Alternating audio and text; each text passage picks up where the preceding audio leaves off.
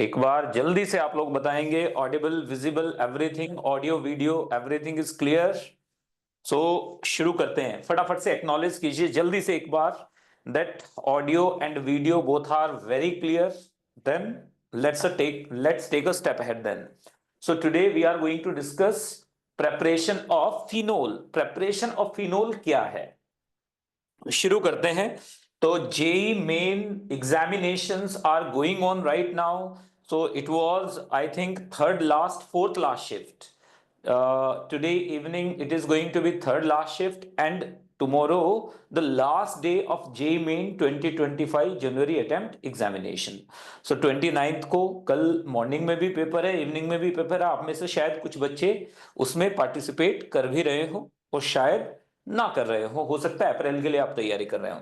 तो उन दोनों केसेस में ही फिनोल से आज अगर आप देखेंगे इनके if you are we are going to start phenols from phenols in today's paper only. There were two questions. One was acid base reaction and another was reactions of phenol, जिसमें डाउस process यानी जो आज first reaction we are going to discuss that was directly asked in JEE Main 2025। शुरू करते हैं। First question, this came in today's paper only, today's morning shift it came as it is simple Dawes process. So what was given instead of NaOH there was KOH given. So क्या था question, सुनिए जरा एक बार सब लोग। Question ये आप सबसे पहले बात करेंगे कि फिनोल होता क्या चीज है, what do we mean by phenol. तो देखो नाम से पता चल रहा है फिनोल। फिनोल फिनोल क्या होता है, यहां पर देखें अगर हमारे पास बेंजीन रिंग के ऊपर एक अल्कोहल जुड़ा हुआ है, एक अल्कोहलिक यानी OH ग्रुप जुड़ा हुआ है, तो याद रखना है इट इज फिनोलिक ग्रुप। ये अलग ग्रुप होता है, इट इज फिनोलिक ग्रुप। क्या बोलते हैं इसे, फिनोलिक ग्रुप बोलते हैं। ये अल्कोहल नहीं बोल सकते, याद रखना है it is not alcohol, not alcohol. याद रखिएगा ये अल्कोहल नहीं होता है, ये फिनोल होता है। It is a different functional group, altogether different functional group. Alcohols have different properties, phenol has different properties. What is phenol actually? Phenol means phen plus all, phenol from where the phenol term has come from. So basically it is a pink, याद रखना है it is pink solid, it is a pink solid, aromatic alcohol भी बोलते हैं इनको कई बार। pink solid, melting point is approximately 40 degrees Celsius. Melting point is approximately 40 degrees Celsius, sparingly soluble in cold water but highly soluble in hot water due to hydrogen bonding. So this is what phenol is all about. So in this particular lecture we are going to discuss all reactions and preparation of phenol in detail. तो चलिए शुरू करते हैं। सबसे पहले बात करेंगे कि फिनोल में प्रेपरेशन ऑफ फिनोल पे आ जाते हैं, इसको बनाते कैसे हैं। तो प्रेपरेशन ऑफ फिनोल में first method which we encounter is from Dawes process. So basically this reaction is ArSN2 type reaction. आप बेंजीन रिंग के ऊपर on benzene ring the reaction SN2 reaction, nucleophilic substitution reaction of second order is being carried out. So obviously you can see that this chlorine is in resonance. ये chlorine resonance में है। अगर ये chlorine resonance में है तो removal of this chlorine is going to be significantly difficult. इसका removal क्या हो जाएगा, एक सेकेंड रुकना।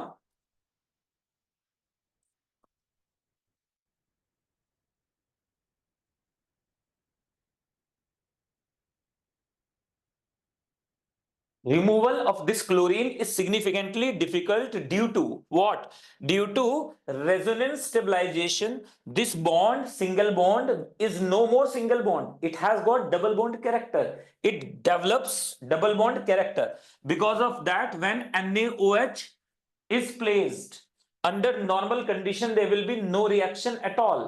But at high pressure of approximately 250 atmosphere and high temperature of 350 to 460 degrees Celsius, the reaction occurs under drastic conditions and this phenoxide is formed. This is called sodium phenoxide. So it is nothing but ArSN2 type reaction. It is ArSN2 type reaction. For your board examination, it might not be that important, but for competitive examination it is very important. Next पे आ जाते हैं। Now it is hydrolysed by using water और H3O positive. You can use इधर this और this, both are same. Acidulated water is used and phenol is formed. Phenol is formed. So what are the takeaways from this particular reaction?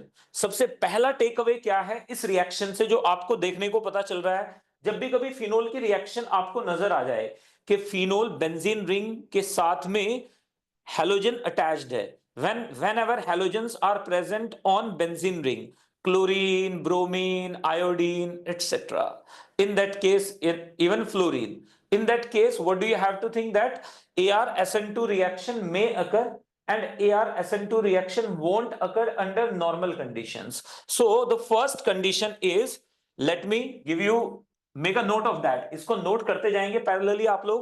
सबसे पहले याद रखना है ArX, यहां से आपके सामने क्या आ जाएगा? This is resonance stabilised. ये क्या होता है बच्चों? Resonance stabilised.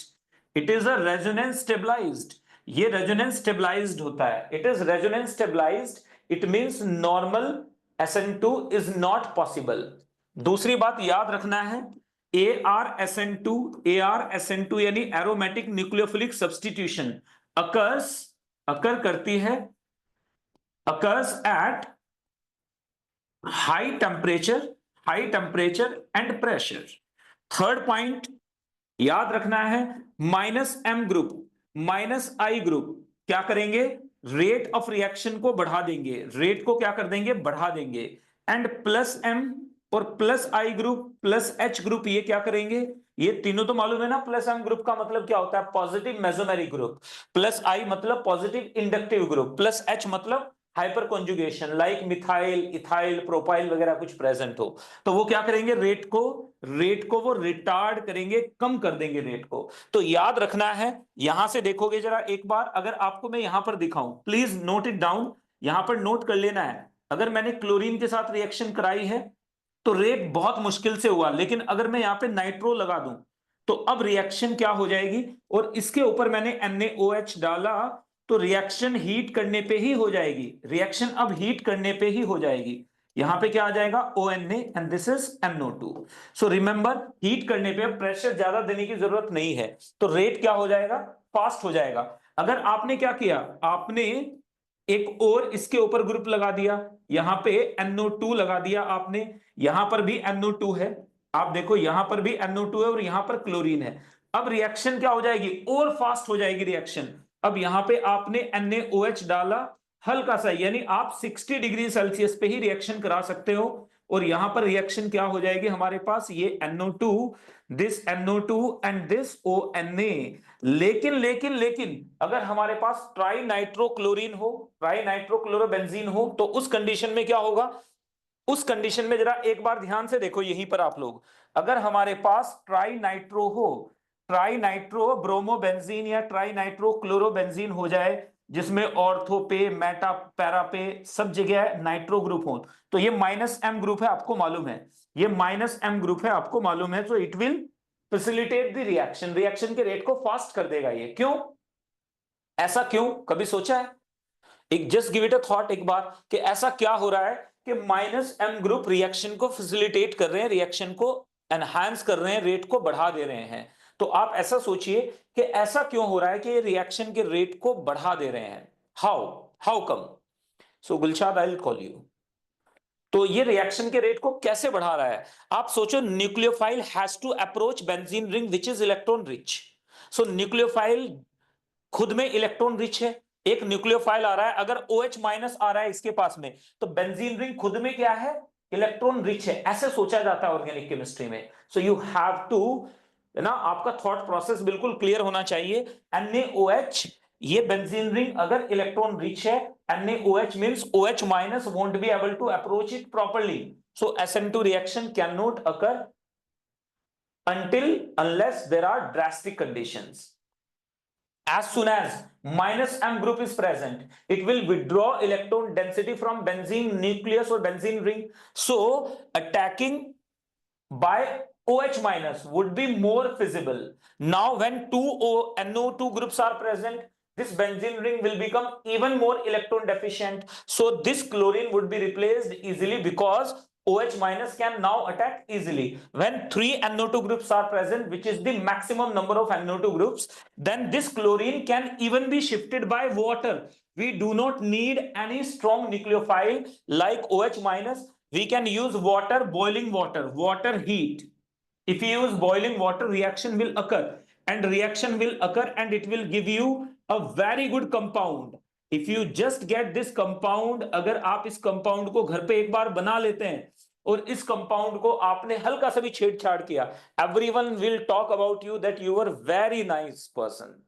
You used to study very hard because it is picric acid, very potential explosive. Immediately temperature अगर कंट्रोल नहीं है तो ये याद रखिएगा, it blasts living behind nothing. Immediately क्या होगा, सिर्फ सारी चीजें डेवस्टेटेड फॉर्म में दिखेंगी आपको, क्योंकि ये इमीडिएटली ब्लास्ट कर जाता है, नाइट्रोजन रिलीज करता है, साथ में और भी ढेर सारी गैसेस CO2 वगैरह रिलीज करता है. तो आप सोचिए कि it is a potential explosive, जो कि आपने डायनामाइट में भी देखा होगा यूज किया जाता है, और भी कई जगह इसको यूज किया जाता है. पिक्रिक एसिड को इसे सल्फर रॉड्स पे अब्सॉर्ब करा के, कैजल घर के ऊपर डाल के इसे अब्सॉर्ब करा के फिर उनको यूज किया जाता है एज डायनामाइट.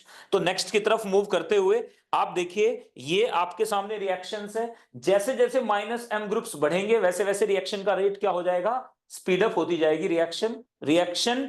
अगर 3 NO2 ग्रुप हैं तो you do not need NaOH. Reaction can occur under normal condition by just adding boiling water.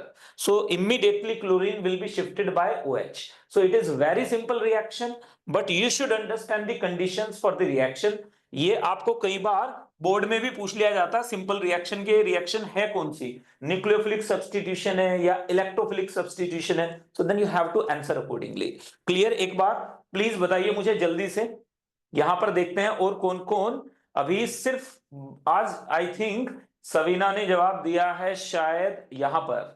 Savina, so you people have answered yes, it is Audible के लिए शायद आपने जवाब दिया था वो. ये बात बिल्कुल क्लियर है सबको. नेक्स्ट की तरफ मूव कर जाते हैं. तो इट इज इंपॉर्टेंट, ये इंपॉर्टेंट है बच्चों आपके बोर्ड एग्जामिनेशन के लिए भी और आपके दूसरे एग्जाम्स के लिए भी. It is very very important. तो चलो और आगे बढ़ते हैं. लेट मी सी कि आप लोग और कहां तक पहुंचे हैं. Yes,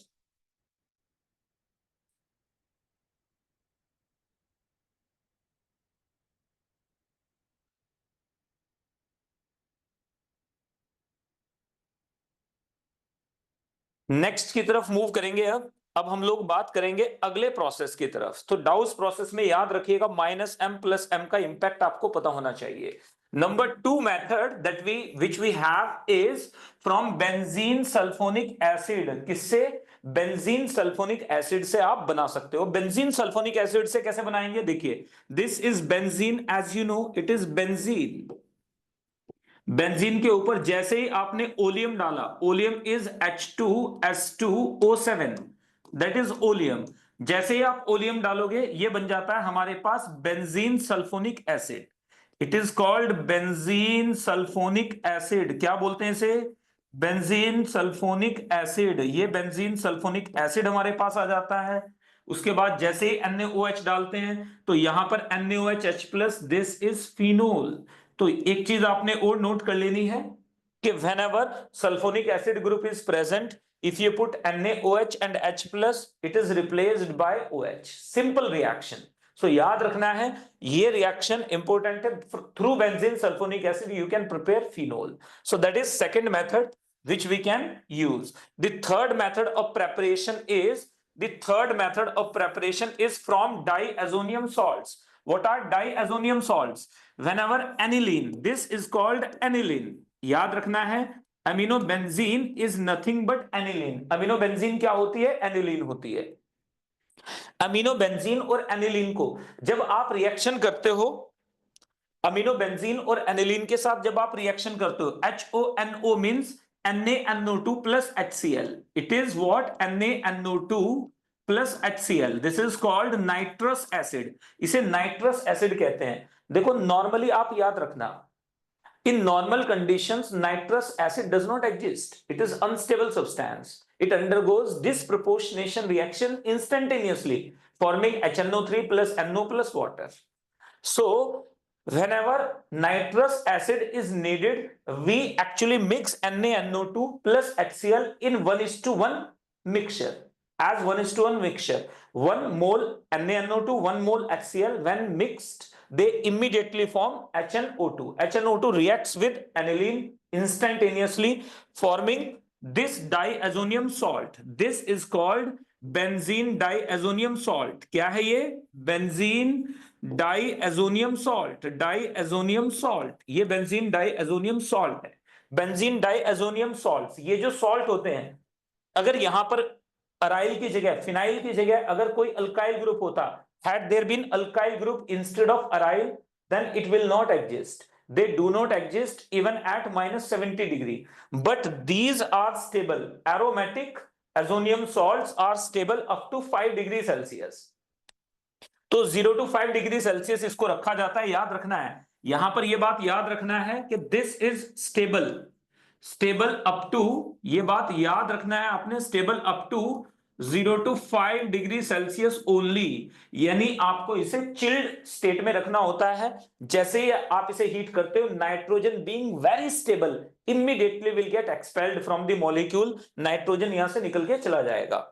so if you treat it with copper sulfate CuSO4 plus water, immediately phenol is formed. This is NCERT equation, simple NCERT equation है। तो याद रखना है, अगर आप इसे Cu2O और Cu2 प्लस के साथ ट्रीट करते हो वाटर की प्रेजेंस में, क्या हो जाता है? N2 की जगह OH आ जाता है। Simple reaction, it is also nucleophilic substitution type reaction. Next one, यहां से नाइट्रोजन निकल भागती है, प्लस N2 निकल भागती है, plus N2 gets expelled immediately nitrogen. wheresoever, आप जानते हो ऐसे सब्सटेंसेस के लिए we people use Dumas method, क्योंकि ड्यूमास मेथड में नाइट्रोजन को N2 की फॉर्म में ही आप क्या करते हो। अब चलिए, अब जल्दी जल्दी जल्दी से आगे बढ़ेंगे। यहां से आगे बढ़ते हुए एक बार प्लीज मेरे साथ बात करें और बताएं मुझे।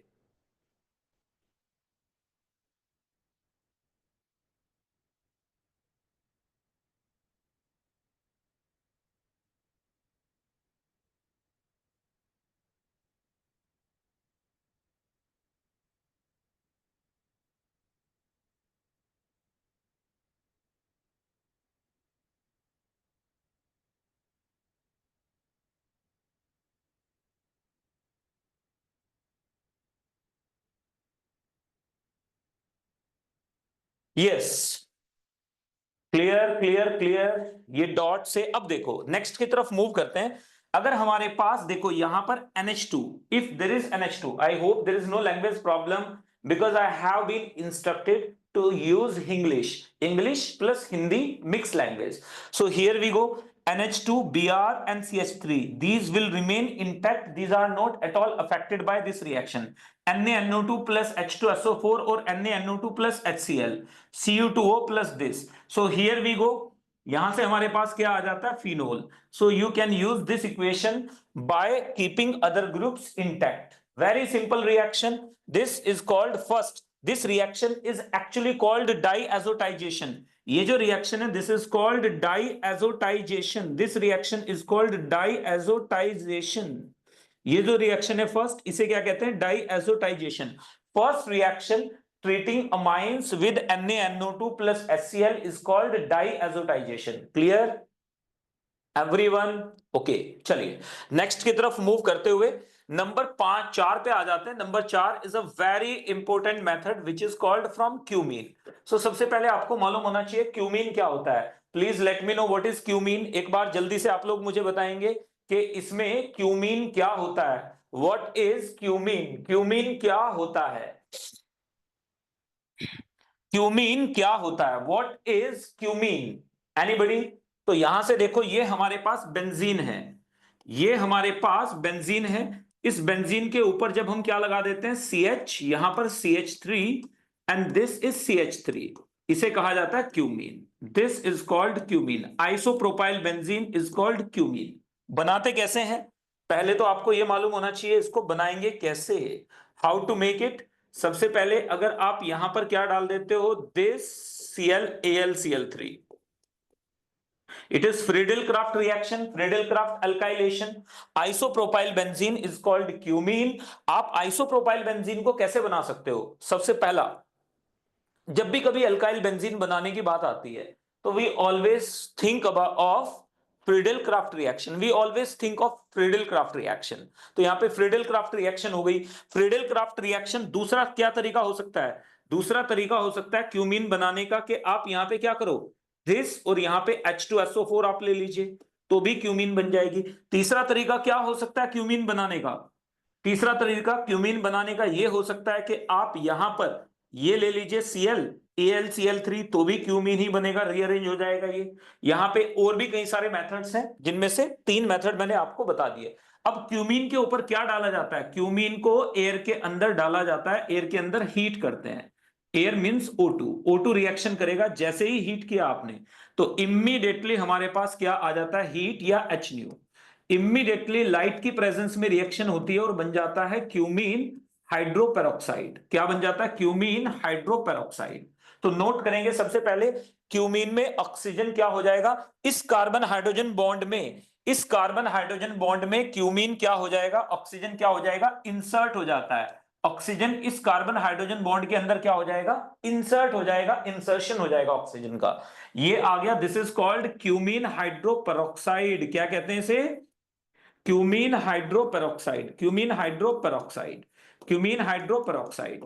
क्यूमीन हाइड्रोपेरोक्साइड को हमने क्या किया, जैसे ही H+ के साथ हीट करते हैं तो बन जाता है हमारे पास, बन जाता है फिनोल प्लस एसीटोन। क्या बन जाता है, phenol plus acetone, phenol plus acetone, phenol plus acetone. अब जल्दी से आगे बढ़ेंगे, फिनोल प्लस एसीटोन बन जाता है, दिस इज कॉल्ड, इस रिएक्शन को कहते हैं फ्रॉम क्यूमीन रिएक्शन। क्यूमीन के साथ में पहले उसको ऑक्सीडेशन किया जाता है, फिर हाइड्रोलिसिस करते हैं, this is formed.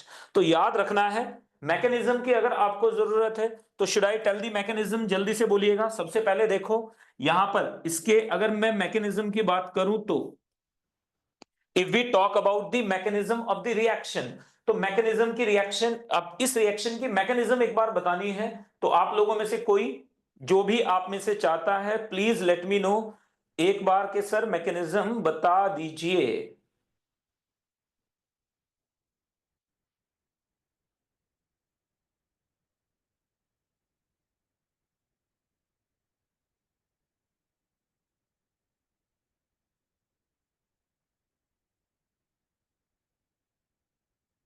Yes,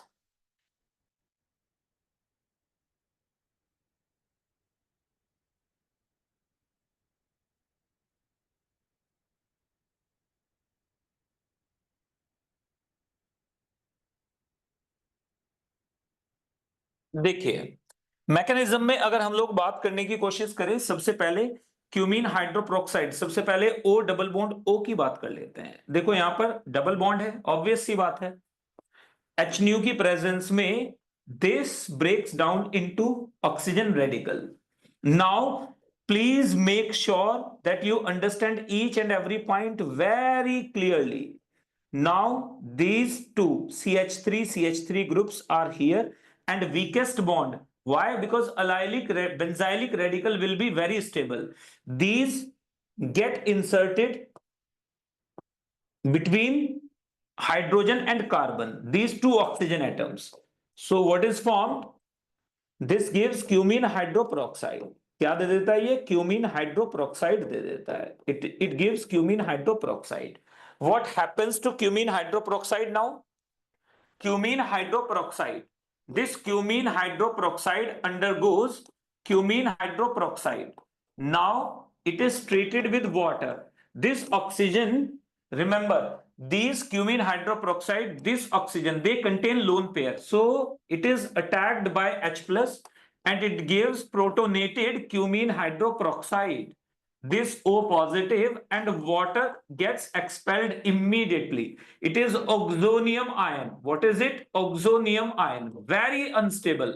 unstable होता है काफी, it is unstable, immediately it undergoes rearrangement. How? This carbon CH3, this carbon CH3, this phenyl, and there is O positive. Immediately it shifts here. It is called phenyl shift. It is phenyl shift. Immediately phenyl gets shifted to oxygen to compensate its octet. इसकी octet को complete करने के लिए, because carbon can have incomplete octet, but oxygen, nitrogen can never have incomplete octet in any compound. उनके अंदर incomplete octet नाम की चीज नहीं होती है। तो याद रखना है O plus N plus they never exist.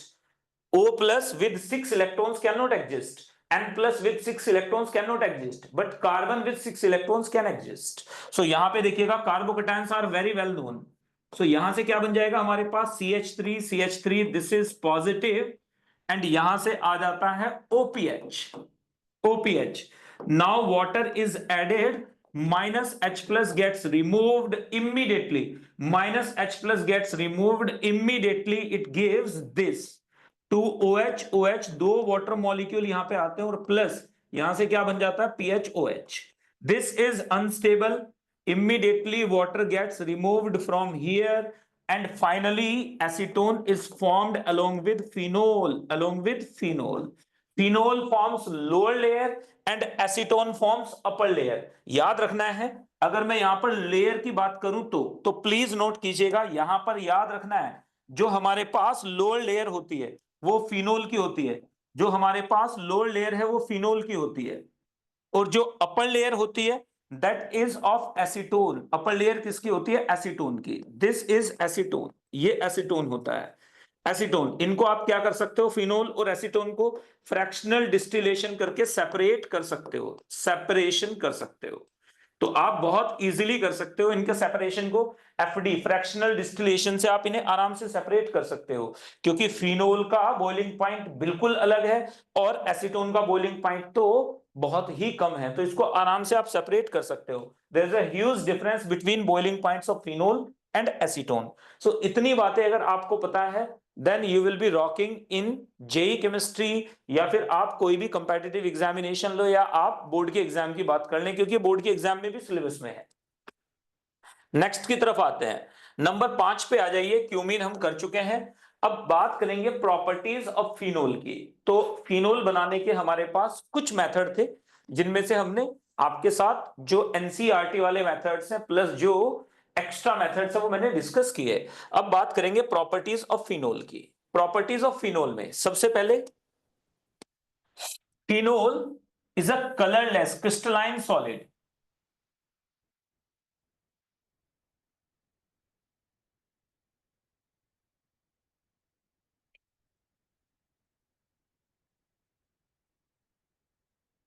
Sorry, phenol is a colourless crystalline solid. Phenol क्या है, थोड़ा सा आज है ना bad cold kind of thing है बच्चों, सो प्लीज है ना, यहां पे phenol is a colourless crystalline solid which turns pink due to exposure to air and light.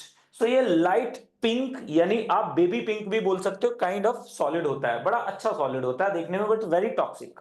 Next में आ जाते हैं, phenols are moderately soluble in cold water but fairly soluble in ethanol and ether, highly fairly soluble in hot water too। next पे आ जाते हैं, all phenols give violet color due to ferric chloride। ferric chloride इसे कहते हैं phenols test, याद रखिएगा, test for phenols, ये आपके लिए बहुत, test for phenols, ये phenol के लिए test भी होता है, it is test for phenols। Phenol के लिए टेस्ट क्या होता है, देखो ये हमारे पास फिनोल है, जिस किसी के अंदर इनोल फॉर्म आती है, जिस किसी के अंदर क्या आती है, इनोल फॉर्म आती है, इनोल फॉर्म, उसके ऊपर जैसे ही आपने क्या डाला FeCl3 न्यूट्रल। FeCl3 क्या होना चाहिए, न्यूट्रल, ये बिल्कुल न्यूट्रल FeCl3 होना चाहिए। अब ये ट्राई SO3 भी ले सकते हैं, FeCl3 भी ले सकते हैं, इमीडिएटली क्या बन जाता है हमारे पास, बन जाता है पीएच। आप ध्यान से देखिएगा O, और यहां से आ जाता है होल 5 एंड Fe, और साथ में क्या आ जाता है 3 minus. It is a deep violet, ये क्या आ जाता है violet colour liquid, violet colour का होता है ये। तो it is a deep violet colour liquid. तो याद रखना है ये वायलेट कलर का लिक्विड होता है, सॉलिड नहीं, सॉल्यूशन बनता है। तो this is a confirmatory test. ये क्या होता है? Confirmatory test, confirmatory test, confirmatory test. ये कॉन्फर्मेटरी टेस्ट है किसके लिए? फिनोल के लिए। तो नोट करेंगे, it is a confirmatory test for phenol. ये फिनोल के लिए कॉन्फर्मेटरी टेस्ट होता है।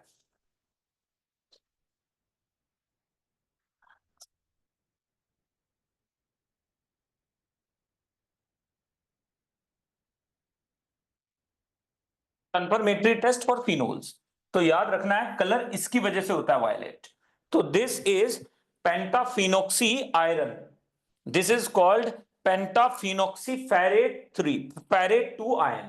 तो याद रखना है इसका आईयूपैक नेम भी आप ले सकते हो, इसका आईयूपैक नेम आप पढ़ सकते हो। This is very very easy, pentaphenoxy ferrate 3 ion, ferrate 2 ion, ferrate 2 ion. तो याद रखना है। नेक्स्ट की तरफ मूव करते हुए अब बात करेंगे Liebermann's reaction, Liebermann's nitroso. When phenol, when phenol, when phenol is dissolved in concentrated sulfuric acid and few drops of aqueous sodium nitrite is added, red color is obtained on dilution which turns blue and made alkaline with aqueous sodium hydroxide। when made alkaline with aqueous sodium, तो इसे कहा जाता है Lieberman nitroso test. आप में से कितने बच्चों ने लीबरमैन नाइट्रोसो टेस्ट पढ़ा है? This test is called Liebermann nitroso test. याद रखिएगा, this is called, this is called, क्या बोलते हैं इसको? बोलो जरा एक बार जल्दी से सब लोग। Called Liebermann nitroso test, Liebermann nitroso test. This is called Liebermann nitroso test, Liebermann nitroso test. This is called Liebermann nitroso test. इसे लीबरमैन नाइट्रोसो टेस्ट कहते हैं। रिएक्शंस बताइए आप लोगों में से कितनों ने पढ़ी है, एक बार जल्दी से। कौन कौन जो भी जुड़े हुए हैं एक बार मुझे कमेंट सेक्शन में जल्दी से बताएंगे किस किसने लीबरमैन नाइट्रोसो टेस्ट पढ़ा हुआ है। Yes, waiting waiting waiting.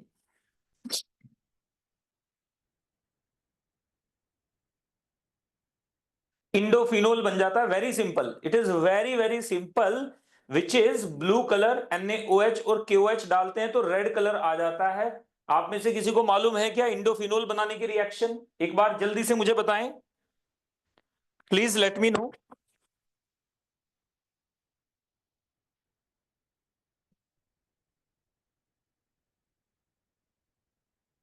No, यहां से देखेंगे हमारे पास सोडियम नाइट्राइट इज एडेड। तो जैसे ही आप फिनोल के ऊपर देखो, बड़ा इजी सी रिएक्शंस होती है, ये कुछ नहीं है इसमें। इसके ऊपर आप क्या डालते हो? NaNO2। तो सबसे पहले हमारे पास क्या है? NaNO2, sodium nitrite plus H plus. जैसे ही आप डालते हो इमीडिएटली हमारे पास बन जाता है NO plus. NO plus is attacking electrophile, ये इलेक्ट्रोफाइल होता है जो अटैक करता है। This is the electrophile which attacks, electrophile. अब ये इलेक्ट्रोफाइल यहां पे आता है NO पॉजिटिव एंड इमीडिएटली ये क्या कर देता है? Electrophilic aromatic substitution reaction. ये क्या कर देता है? -H प्लस निकल भागता है, बन जाता है para nitrosophenol. This is the major product, para nitrosophenol. अब दूसरे फिनोल को देखिए, ये मेरे पास फिनोल है, यहां पर प्लीज नोट कीजिएगा, ये मेरे पास फिनोल है, ये फिनोल है। इसकी टॉटोमेरिक स्ट्रक्चर बनाइए जरा एक बार। इसका जो दूसरा टॉटोमर बनेगा वो कौन सा बन जाएगा? इसका दूसरा टॉटोमर बन जाता है C double bond O, this, and it is non aromatic. ये नॉन एरोमेटिक टॉटोमर है। ये क्या है हमारे पास? Non aromatic tautomer. अब इसके साथ किसको रिएक्शन कराई जाती है? इसके साथ रिएक्शन कराई जाती है दूसरे फिनोल की। अब यहीं पर अभी आप देखो, बड़ी मजेदार ऑर्गेनिक रिएक्शन है ये सारी। If you just love it, आप ध्यान से देखो, हाइड्रोजन हाइड्रोजन, दिस, यहां पर हमारे पास फिनोल का एक और मॉलिक्यूल रिएक्शन करता है इसके, और बन जाता है हमारे पास यहां से वाटर निकल भागता है। This is called indophenol. ये हमारे पास क्या है? पढ़े जरा यहां से, few drops of aqueous sodium nitrite is added, red colour is obtained on dilution, turns blue when made alkaline. अब देखिएगा बड़ा आसान सी चीज यहां से आ गई हमारे पास, phenol and this is an double bond, और ये आ जाता है हमारे पास this one double bond O, इसे कहते हैं indophenol. This is called indophenol, इसे इंडोफिनोल कहा जाता है। इंडोफिनोल के साथ में किस कलर का होता है? रेड कलर का होता है। किस कलर का होता है? रेड कलर का होता है इंडोफिनोल। अब इंडोफिनोल रेड कलर का है, इसके ऊपर जैसे ही आप क्या डालते हो, NaOH डालते हो, तो सॉल्ट बन जाएगा। क्या बन जाएगा? सॉल्ट, जो कि किस कलर का होता है? ब्लू कलर का होता है। It is a blue colour. Salt कहां से बनेगा? कंप्लीट मॉलिक्यूल के अंदर आप ध्यान से देखो, सिर्फ यही एक ऐसी जगह है जहां पे NaOH रिएक्शन कर सकता है। तो जैसे ही NaOH डालेंगे तो यहां पे याद रखिएगा, red colour of the solution, red colour is obtained. Red colour इसकी वजह से बनता है इंडोफिनोल से। अब वो इंडोफिनोल क्या करता है? React, it turns blue when made alkaline. जैसे ही अल्कलाइन करते हैं तो सॉल्ट बनता है जो कि ब्लू कलर का होता है। This is a confirmatory test for phenols. अगर आपने पहले नहीं पढ़ा है तो आज पढ़ लो, इसे काम आएगा आपके। चलिए नेक्स्ट की तरफ मूव करते हैं, एसिडिटी ऑफ फिनोल। तो एसिडिटी ऑफ फिनोल में याद रखिएगा, ड्यू टू स्टेबिलिटी, यहां पे याद रखेंगे, ये हमारे पास क्या है? फिनोक्साइड। ये हमारे पास क्या है? फिनोक्साइड। फिनोक्साइड क्या है? Resonance stable, resonance stabilised. ये रेजोनेंस स्टेबलाइज्ड है, रेजोनेंस स्टेबलाइज्ड। रेजोनेंस स्टेबिलिटी की वजह से इक्विलिब्रियम क्या हो जाता है? फॉरवर्ड शिफ्ट होता है। लेकिन ये बाइकार्बोनेट के साथ रिएक्शन नहीं देता है। याद रखना है, बाइकार्बोनेट के साथ it behaves like acid. No, it does not behave like acid with bicarbonate, but normally ये क्या होता है? NaOH के साथ डालेंगे आप, या KOH के साथ, या किसी स्ट्रॉन्ग CaOH ट्वाइस वगैरह के साथ डालेंगे तो it behaves like a base. अब ये जो फिनोक्साइड बना हुआ है, इस फिनोक्साइड में देखो जरा एक बार, it is resonance stability. This resonance stability is actually the cause of its aroma. इसकी क्या है? एसिडिटी का कॉज क्या है? Resonance stability of phenoxide. यहां पे क्या आ जाएगा? This will shift here and this will here, so it will give this resonating structure. Finally negative charge shifts to this direction and it will give this resonating structure, finally this resonating structure. but remember, यहां पे एक बात बहुत important अभी आएगी आपके सामने। इसके बाद फाइनली कौन सी स्ट्रक्चर बन जाती है हमारे पास? This resonating structure. So because of 5 resonating structures, phenoxide is stable enough to exist. इसी की वजह से फिनोल क्या होता है? एसिडिक। बट क्या ये is it more acidic than carboxylic acid? No. Why? Because here negative charge is getting dispersed over carbons. Carbon के ऊपर डिस्पर्स हो रहा है, ऑक्सीजन से भाग के कार्बन पे आ रहा है। But in case of carboxylic acids, negative charge gets dispersed between two oxygen atoms. So dispersal on more electronegative is more stable in comparison to dispersion of charge on less electronegative. That is why phenol is lesser acidic than carboxylic acids. तो यहां पे आप लोगों के लिए एक important point आ जाता है कि RSO3H is more acidic than RCOOH, which is more acidic than phenol. ये बात याद रखनी है। फिनोल नंबर 3 पे आता है, यानी पूरे के पूरे ऑर्गेनिक कंपाउंड्स के अंदर, जितने भी ऑर्गेनिक कंपाउंड्स आप देखते हो उनके अंदर फिनोल किस पे आता है? नंबर 3 पे आता है। जस्ट अ सेकेंड, फिनोल किस पे आता है? नंबर 3 पे आता है।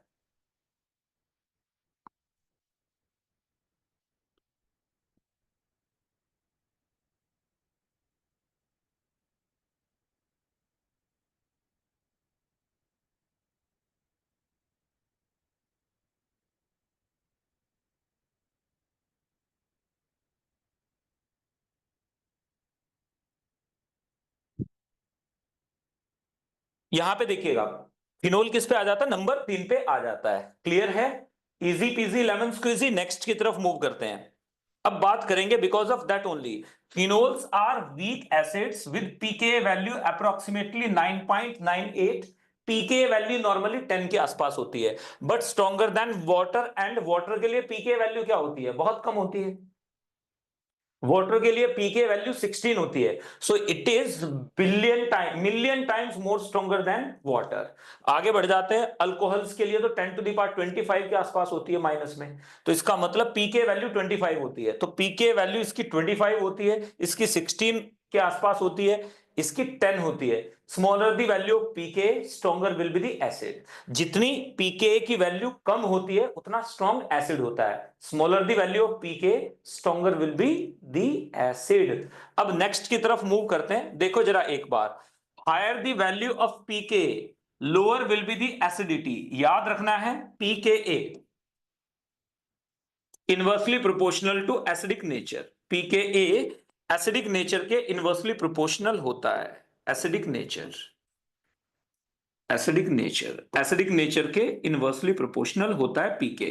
तो यहां से आपने क्या किया, आपने देखो सबसे पहले आप प्लीज ध्यान दीजिएगा, सबसे पहले ये हमारे पास फिनोल है।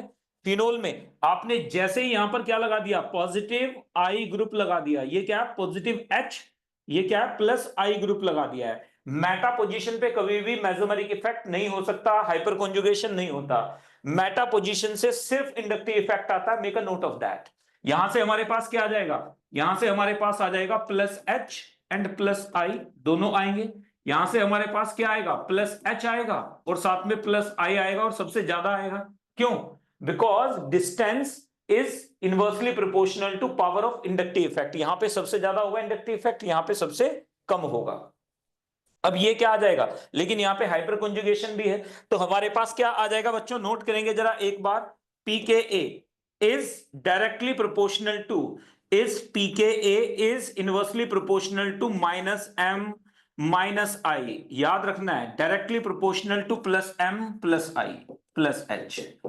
तो इसका मतलब जिसका पीके वैल्यू ज्यादा होगा उसका उसके अंदर प्लस एच प्लस आई ज्यादा होगा। रिवर्स बोलो, अगर प्लस एच प्लस आई ज्यादा है तो पीके वैल्यू ज्यादा होगा। तो इसका मतलब फिनोल से तो ये सारे ही ज्यादा क्या होंगे, पीके वैल्यू होंगी, यानी all are lesser acidic than phenol. ये तो क्लियर हो गई बात। अब देखो इसमें 9.98 पीके वैल्यू है, इसमें 11 के आसपास पहुंच गया। इसमें देखो जरा एक बार, ये आ गया, इसमें देखिए ये आ गया, तो हमें साफ साफ पता चल रहा है कि यहां पे plus I is highly dominating. हालांकि ये वैल्यूज थोड़ा सा डाउटफुल है, तो एक बार इन्हें चेक कीजिएगा। ये 12 होनी चाहिए, ये 12 होनी चाहिए।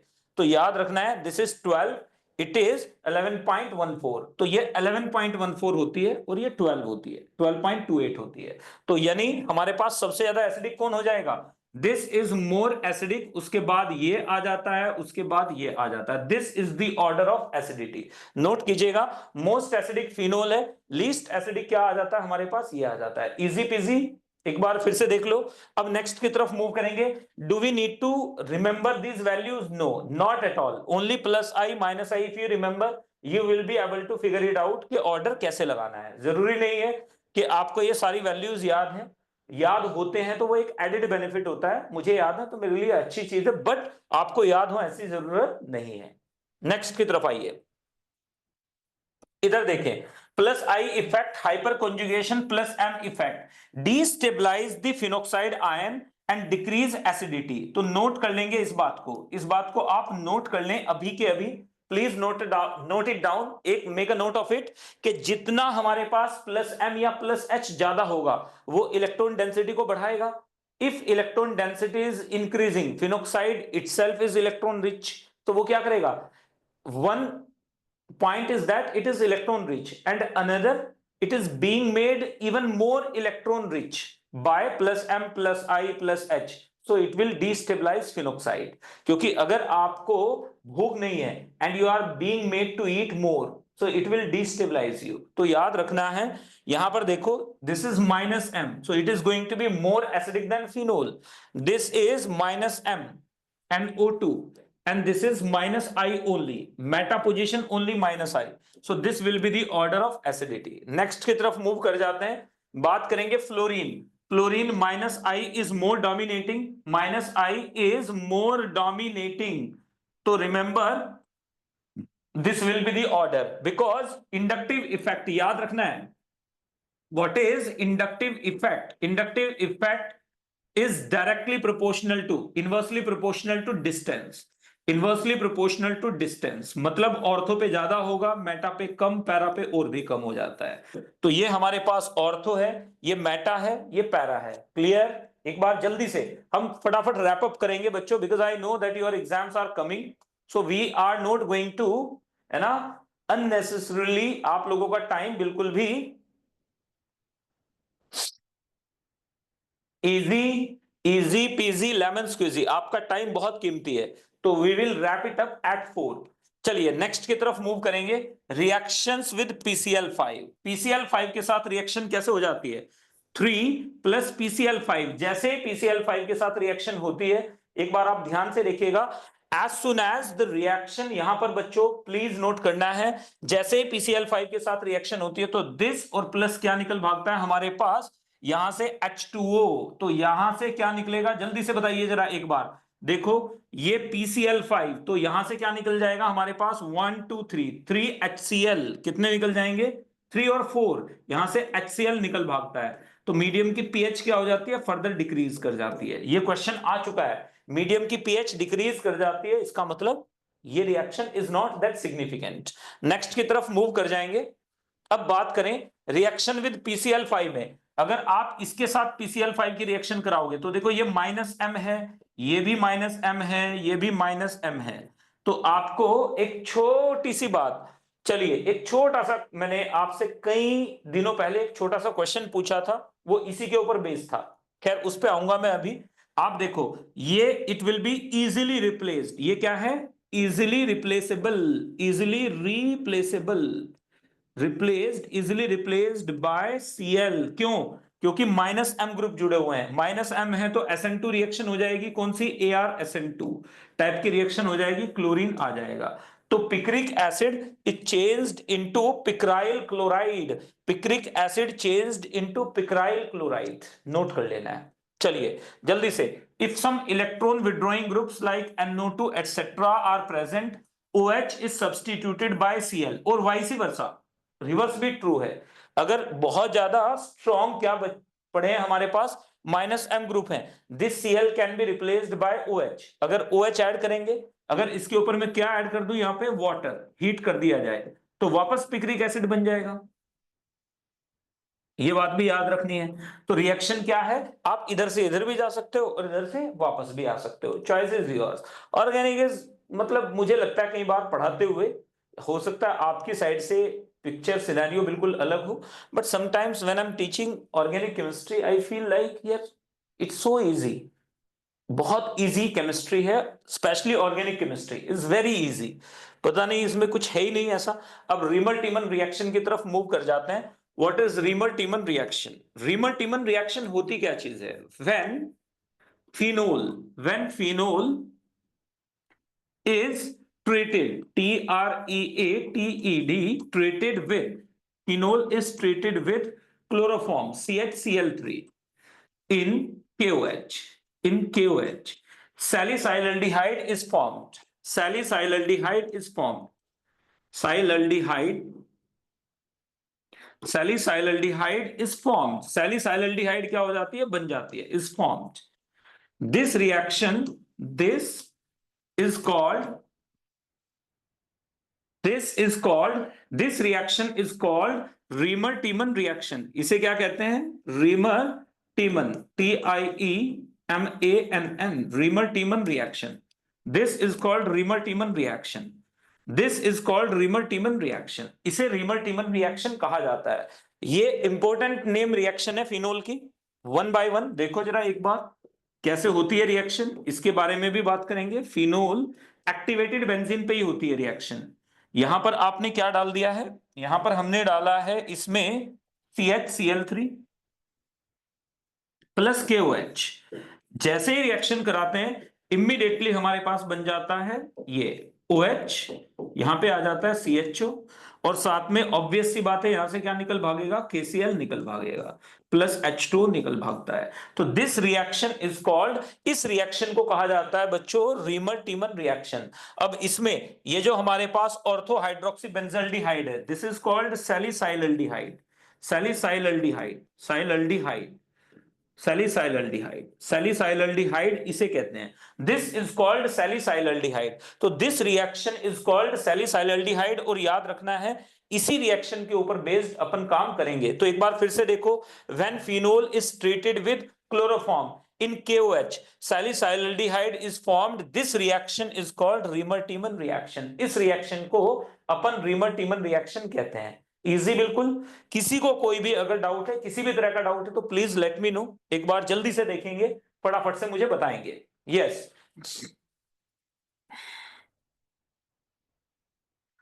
Waiting waiting waiting. In case of any doubt late me no.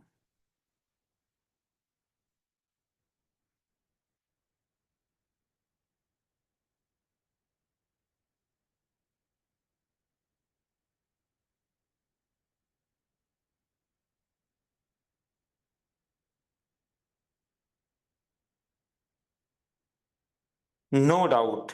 Thank you very much. I think only one person is participating.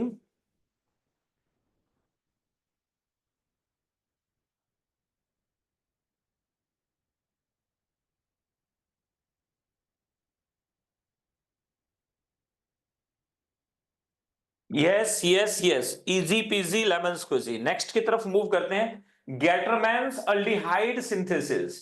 अब आप लोगों को देखो, बहुत सिंपल सिंपल सी रिएक्शंस हैं। Gattermann Koch reaction, Gattermann's aldehyde synthesis. अगर किसी को Gattermann aldehyde synthesis, Gattermann Koch reaction, दोनों रिएक्शन में डिफरेंस नहीं मालूम है तो पूछेगा।